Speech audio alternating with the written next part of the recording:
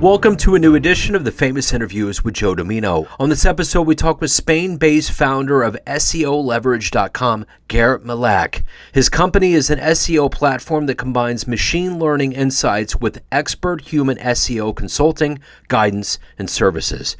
He taught himself how to code at the age of 13, got formal software development training, and quickly started working on his own web and e-commerce projects. While building out his agency, he had the pleasure of working with businesses of all sizes, from small car repair shops and construction firms to big international corporations. We cover all of this and so much more. Enjoy the interview. Where are you located? In Madrid, in Spain. What about you? Oh, right on. I'm in Kansas City, Missouri. Nice. Yeah. Cool. The first thing that I want to cover with you before we get into your life is we've gone through quite a thing for the last 3 years with COVID. It's worked on all of us in very specific ways. So I'm curious how you survived that time period and how it's changed the way that you conduct business and live your life now. It definitely impacted, I think, the way we work. We usually had like an office and a few people working in the office. We already had remote staff as well. But now we're 100% remote. I even ended up leaving the office as well and working from home, although I was always trying to make this work inside the office within a very traditional agency kind of way. And I think it's more about flexibility these days, right? So really about everybody demanding more flexibility than they did before COVID in terms of work. So I think people just found out there's a different way of living. So let's get to kind of the essence of what your daily work is and what you do exactly. I mean, there's one thing where you see it on paper, but this always kind of gets to the heart of it. I'm going to put you in front of a bunch of kids at a grade school, third graders. One of the kids looks up, it's career day, and they ask you, what do you do for a living? How do you answer them? My daughter is a third grader. I just told her to wait a few years for the job day because it doesn't make too much sense for her. I would probably ask them if they ever used Google. So if they ever asked Google or Alexa or some other engine something they wanted to know, and if they had an idea how, or if they actually checked out all the results that are there, or we're really focusing on the top ones. And if they only focus on the top ones, this is where I would then try to explain that there is a technology, or there's a methodology behind how somebody shows up there versus all the 500,000 other pages that would exist answering the same question that don't show up there. And showing up just means that you have more fun. That is the best explanation of SEO that I think I've ever gotten. That's exactly gets to the heart of it. And I'm curious, when you were that kid in the third grade, what was your dream when you grew up? What did you want to become? Good question. I don't remember. I think I had always a lot of different interests from waiter to garbage truck driver and I don't know what. I do think I had a very strong interest always in technology. So I'm not sure if it was third grade already, but I definitely wanted to go into IT, development, programming, these kinds of things, software pretty quickly as well. I wanted to be a carpenter at some point because I'm really still into woodworking. Probably those kinds of things. Didn't know what SEO was back then, so it wasn't an option on the table. You know, the interesting thing about SEO, and by day, I'm an IT technician, so I keep my eye on technology and how all these trends work. It seems as though within the last year, personally for me, and I think overall in my spam folder, the whole market of people offering SEO services has just exploded. Do you notice that has kind of amped up because of the pandemic or the era we're living in? And it's becoming, and why do you think that is? I don't know. This was always a crowded marketplace, right? I've been doing SEO for 20 years, and obviously the competition goes up, and people get more specialized. When I started out, everybody was doing SEO on the side, and then it became really specialized, and we as well. It is true that the pandemic was actually good for the SEO industry, because a lot of people relying overly on paid ads, which didn't work for a few months over COVID, then found out that they couldn't be found on Google and said, hey, there's something wrong if people search for what I'm doing and I'm not there. I need to do something about it. So we have actually doubled in size, I think, over COVID, at least in the team-wise, because we got a lot of projects incoming from the paid ad space that wanted to go back to their roots, probably from 5 years before, and build up that SEO pillar again. So, in your life of being in technology and working, has there been kind of a role model or somebody that you admire that's really helped you become better at what you do? I think there were probably two people come into mind. One would be my brother, who's also in marketing. He's running a very successful advertising agency in Austria. He was definitely the first role model, I guess. And then in the last 8 years or so, I've been accompanied by a business mentor, James Remco, who is definitely on an ongoing basis very inspiring in the way he looks at things, he analyzes things, he helps you model your business in a scalable but sustainable way. I think those two role models will probably come into mind. So in the realm of technology, since SEO is, obviously definitely, kind of pushing the marketing of technologies, in your estimation as we look into the future, what do you see as kind of a trend that's going to elevate SEO or elevate the way that people search and find things? Do you see that there's going to be kind of a trend that's going to emerge that's going to be more intuitive and more brilliant than what we're doing now? I think the trend has been around for a while where we need to be smarter about how we communicate online so that the machine can actually make more sense of it than before. So a few years ago, it was really about having the right keyword here and there, and 20,000 pages were better than 2,000 pages, things like those. I think right now there is a trend where websites actually communicate with AI, artificial intelligence, and actually make AI understand what this is about and who this is for.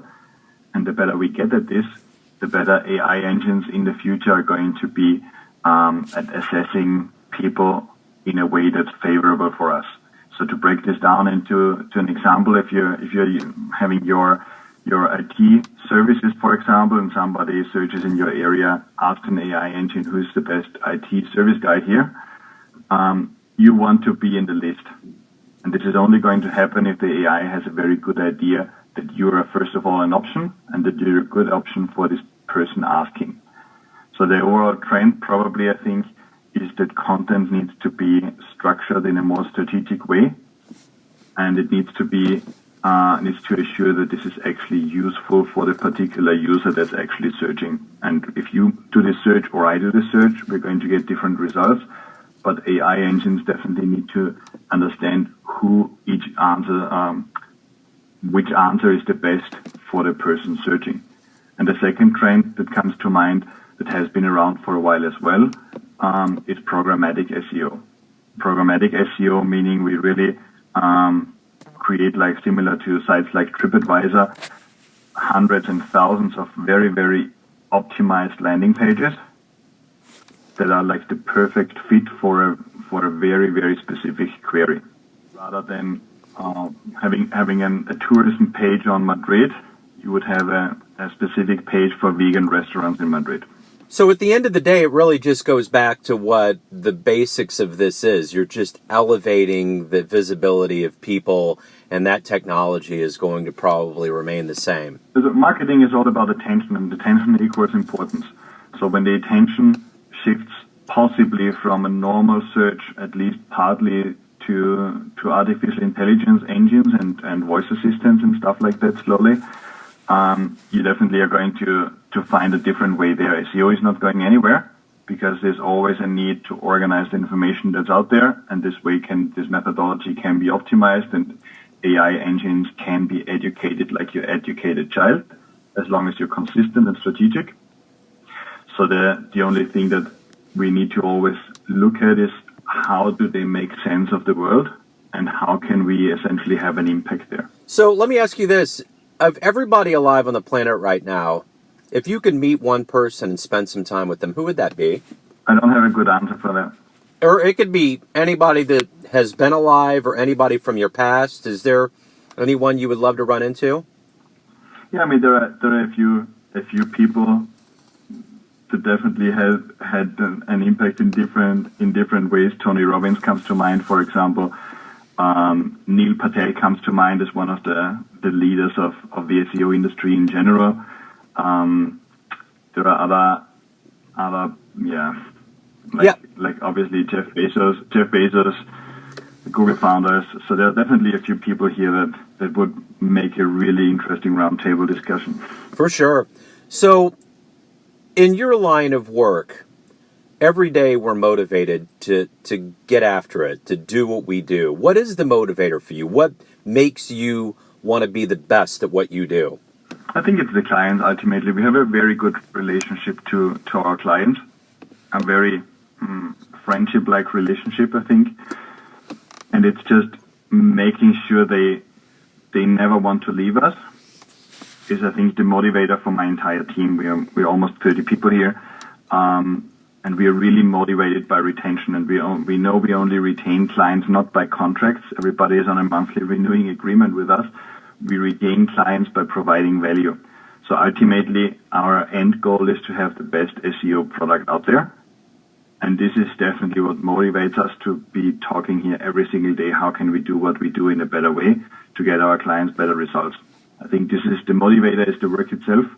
And just to improve every day what we are doing right now, and just see how good can we get this. What we do today is much better than what we did 6 months ago, which is much better than what we did 2 years ago. So when you get to the end of a day, how do you look back and quantify it and say that was a good day? And in terms of the results and the conversations, I have a lot of conversations every single day. And I think it's really the conversations. If you spend most of your day with people who are inspiring, who are motivated themselves, who are sharing ideas, and you bounce around strategies and possible approaches, be it in the team or also with clients or potential clients. I think this makes a successful day when the most conversations that you had were actually inspiring and making you look forward to the next day. And if there's also on this day enough time for me to spend with my kids, my family, take some care of my own interests as well, this is a successful day for me. So let's say you have a dream tonight and you run into the 20-year-old version of yourself, and you could give that version of you a piece of advice based on the life you've led, the wisdom you've gained. What would you tell your young version? Focus on one-on-one conversations and relationships, and don't try to scale too fast. What's been one of the best client success stories or fan letters you've ever received from the work you've done? We pretty much saved the company from going bankrupt, and then saw it, I think, 3x or 4x in size, team and revenue-wise, and they're still with us. I think this is probably the one that really comes to mind. There are so many stories over the years. As I said, we have been doing this for a while. There's another one where we had an idea that turned into a six-figure business over 10 years, I think. And it was just an idea I brought up on a Friday and created a website over the weekend. And then it started to actually make them money on Monday. This was another one. There's another one where we essentially saved the site from completely disappearing after a wrong migration. So it's all those stories. Like I say, we have a very good relationship with our clients. So you get a lot of information about their surrounding, about how critical it is if you see them after not sleeping for 2 nights and kind of hoping that you finally are the person that can help them save their business. So there's a lot of emotions really around SEO as well, which we wouldn't expect by the nature of it.